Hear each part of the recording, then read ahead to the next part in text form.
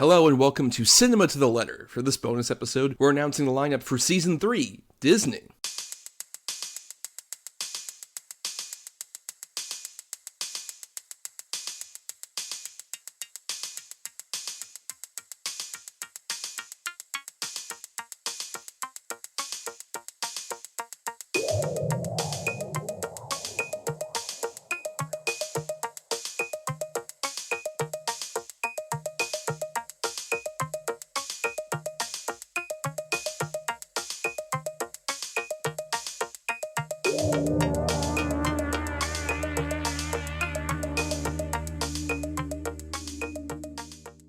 On regular episodes of Cinema to the Letter, we break down the very nature of cinema, letter by letter. For each episode of a film miniseries topic, we cover 6 films that fit a C for classic, I for an indie, N for new, E for egregious, M for masterpiece, and A for atypical. Because who doesn't love an acronym, am I right? I am Thomas, and to all who come to this happy place, welcome. Hello, I'm Bryan. I didn't have anything prepared, but it is a small world after all, isn't it? Oh, indeed. Yes, it is. Yeah, and Bryan, we're recording this on November 1st. Our spooky season would have just ended on the main feed for everybody. And we're starting right back up with our 3rd season here, which, we're taking a very different turn from our horror season last time. And we're doing Disney, because obviously it's the big studio that's celebrating 100 years. This particular year, 2023, we're rounding out the year with this Disney series, because we wanted to do something kind of like family-oriented when we were kind of ruminating about Season 3. And so we figured Disney, but we want to keep something in mind here.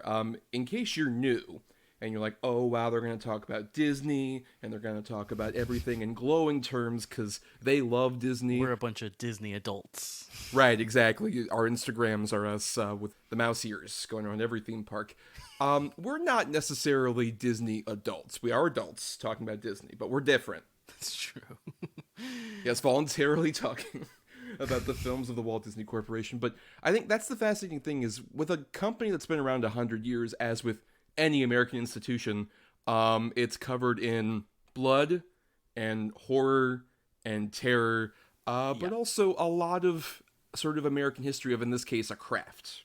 Yeah, I mean, it's especially interesting because, like, if you grew up in America, you grew up with something Disney, right? Like, either it was the animated movies, and then, like, what era of the animated movies and everything. So it's like, yeah, it is just this, like, American institution, but also it's such a fascinating and ugly company in a lot of ways, but there's so much history with Disney, and in particular the movies that they've put out. Even though, like, Disney by itself is very much like an American-grown institution, truly, because Walt literally came from, like, fucking Kansas or some shit, I don't know. But yeah. I'm not a full biographer. You can cite me, like, actually, Walt grew up in this particular farm area. I know he just grew up rurally, and that's kind of the inspiration for, like, Frontierland and all this other stuff. But at the same time, it is very international. Like, there's a great story for how Pixar officially became a part of the fold with Disney, where Bob Iger went to, I believe, Shanghai Disneyland's debut, and, like, the big parade was going on, and all of the, locals would just look at, Mickey and Pinocchio, all the classic characters, and kind of, like, politely clap as they went by. Then the Toy Story characters went by. Fucking rave. Just everybody loves Woody and Buzz and everything. So yeah, you can tell that it's spread internationally, even though not the entire sort of spectrum of Disney is loved by all, necessarily. Right, yeah, exactly. So we should talk about, with our show, we, as I mentioned, do 6 episodes, and so we have one film dedicated to each. So let's review the lineup to everybody. Let's unravel what our lineup will be for this very special season. So, coming up on the 21st, we will have our C for Classic, our only animated film. Somehow, Bryan. That's true. Yeah, that's true. But we decided, we wanted to do a classic movie, and we could potentially do, say, the animated features canon as a future season at some point. We've contemplated that. That's true, yeah. The specific one we honed in on was the 1959 classic, Sleeping Beauty. Will be our subject for that first episode, which, a lot of potential classic animated films to cover, but we went with Sleeping Beauty, I think, because mutually we agree that it's, like, feels almost like an underrated MVP as much as a Disney property can. It does, yeah. It's sort of one of the underspoken of like one of that classic era, and two of the kind of like princess movies. I feel like it's not mentioned often in terms of like the best ones, but I think it is. Yeah, we'll unravel all of that. Then next, on the 28th of November, we have our Eye for Indie. Now, obviously, with Disney, it's a bit harder to find an Eye for Indie, but I realized there is a loophole that opened up something interesting to expose you to, because this is one of the ones you haven't seen of a couple on this one. It is Clerks from 1994, because it was distributed by Miramax in the early 90s during the period where Miramax was owned by Disney from about like 93 to 2010. Yeah. And yeah, so we decided that this one would count and be interesting because you hadn't seen any Kevin Smith movies. Yeah, he's never really just been a director I've just looked into at all, and I'm just too young to have gotten kind of caught up in his movies around the time he was making them. At least those like initial movies. Very curious to talk about Clerks because it's one of those big kind of 90s indie movies that I haven't seen.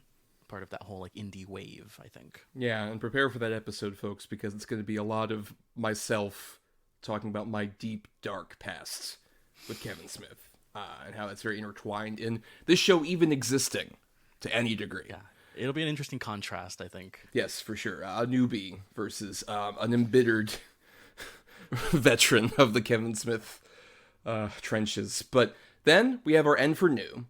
And we're going with one of the bigger ones that came out this year from Disney. One of the few, ones that didn't flop horribly for them. Happy 100 years, everybody. Doing great. 100th year banner year. We're recording this at an interesting time where this Marvel story has just like come out. I don't know if you've... Yes. We're recording this the day that the big Marvel story came out. Speaking to which, we are talking about Guardians of the Galaxy Volume 3, which feels like just a rare kind of like, at least blip of almost universal positivity for like Marvel, honestly, because everyone was mutually just like, well, this is like a solid one, and like it closes out the characters fairly well. They kind of needed that, and they might need it again. We're recording this before the Marvels comes out. It would have already come out by the time you're hearing this, so either it flopped horribly or it kept up the streak. It's the greatest movie ever made. Right, or the biggest hit of all time. Yes, we'll find that out. So Guardians of the Galaxy Volume 3, that'll be coming out on December 5th. Then on December 12th, an episode that our patrons voted for this particular season. We're going to be talking about the E for Egregious Disney pick, which the patrons ended up picking, specifically Tomorrowland from 2015, the Brad Bird film. Very excited about this one. Kind of dips into a few different categories. Like, you got your Brad Bird, you got your sort of Disney blockbuster of that particular era. Yes. That's especially trying to be somewhat original, but at the same time is also based on some stuff from the rides at the various Disney parks. You can see Space Mountain in the background, shit like that. Very curious to revisit. The last time we both saw it was in theaters, right? Which of course Yes.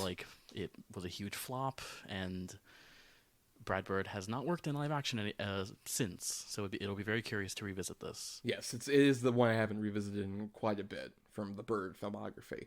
But then on December 19th, speaking of stuff Thomas is annoying about, that's right, we're going to be covering Muppets, because we're doing, as our holiday episode, Muppet Christmas Carol. Yes. Which is interesting that you brought this up to me, because I previously, kind of a few months ago, had been getting into the Muppets movies.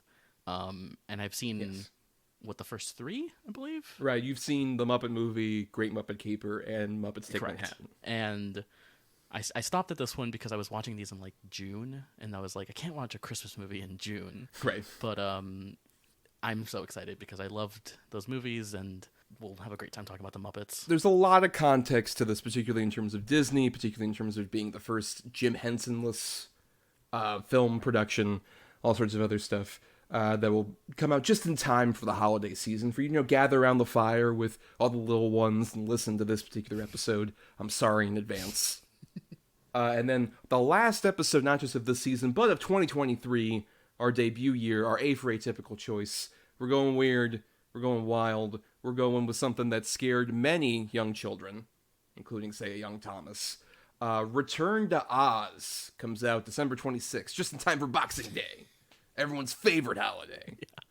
Yeah, I have never seen this movie, which is really interesting because I've heard a lot about it.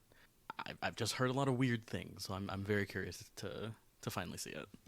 Yes, for sure. So once again, that rundown. C for Classic, Sleeping Beauty, coming out November 21st. I for Indie, Clerks, coming out November 28th. N for New, Guardians of the Galaxy Volume 3, coming out December 5th. Our E for Egregious, Tomorrowland, coming December 12th. Our M for Masterpiece, Muppet Christmas Carol, coming out December 19th. And our A for Atypical, Return to Oz, coming out December 26th. Rounding out 2023 on a weird one. Yeah, very excited.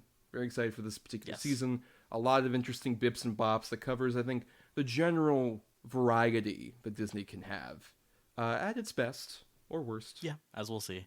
It's an interesting kind of, as you said, like the kind of range of what Disney has kind of put out over these 100 years, and it'll be very interesting to dig into all these kind of different corners of Disney's history. Yes, especially don't put me to this, but I'm currently listening to the audiobook of Disney War, which is the book that's about the tenure of Michael Eisner, who's very crucial to, at least a couple of our movies that we're talking about, because he was there from like pretty much Return to Oz through to like 2005, 2006 or so. So yeah, I might have some tidbits and such about that. But we should also shout out that we have our Patreon, patreon.com/cinema2letter, where for just $1 a month you get all sorts of bonus stuff, like you're able to pick individual episodes we cover, like the Tomorrowland one, and then also we release a bunch of bonus content. We just got done with October. I put out a shit ton of stuff on there.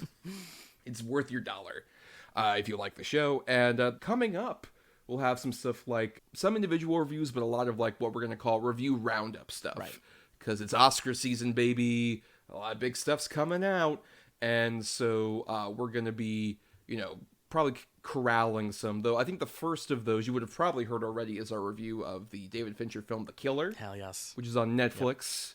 Yep. You will be hearing at least soon us talking about that. And some other stuff like, Priscilla coming out. Napoleon.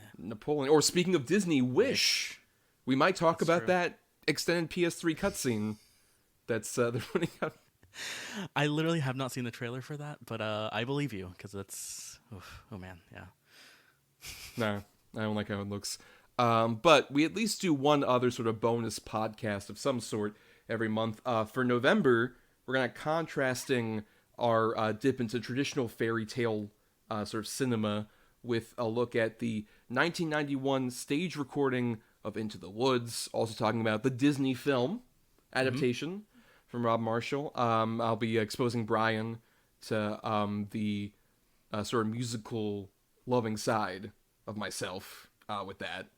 And especially we'll have a lot of interesting talk about from your side of things of growing up hating people bursting into song. I mean, I did. I pretty much did. I hated musicals growing up, and I've come to love them now. In particular, Sondheim musicals have really been like a gateway for me into like liking musical theater. But yeah, and I have seen the Into the Woods film, which is not very good. But I do want to see this version of it, which you've told me is kind of not just the best version of this, but like one of your favorite stage productions, right? Yeah, it's what they call a pro shot.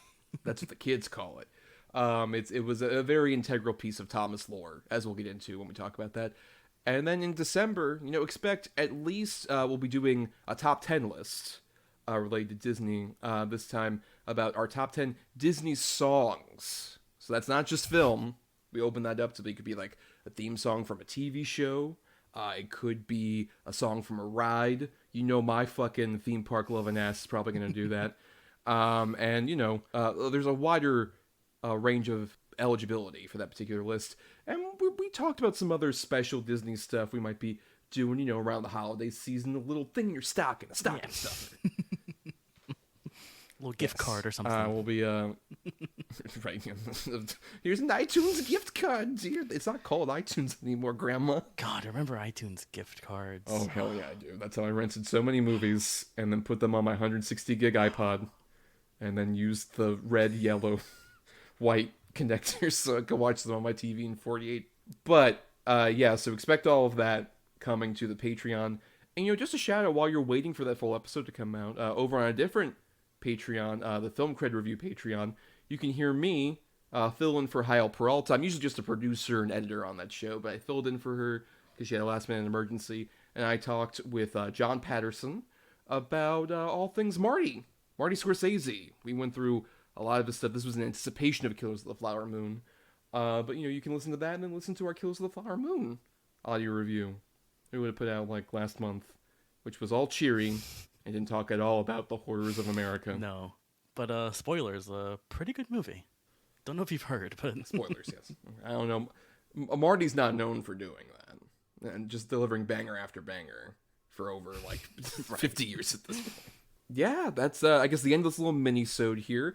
Stay tuned. Like I said, next week we'll have our Sleeping Beauty episode up there for you all to arise from your slumbers and listen to in full detail. And I guess that's the end of this mini-sode. Oh, wait. Do I hear a knock at the door? Is someone there? Let me open a creak. Oh boy! Oh no! Oh, he's handing me a cease and desist letter. I'm not gonna legally say who this character is. Oh no, they're taking away my furniture around me as we speak, and... Oh god. Oh wait, they're trying to U-Haul me. Oh, that's right, I am owned by Disney. There's a little marker on my wrist. It says this. Oh no, everybody. Well, maybe the season won't happen. Anyway, looks like we're going up. But goodbye! Goodbye!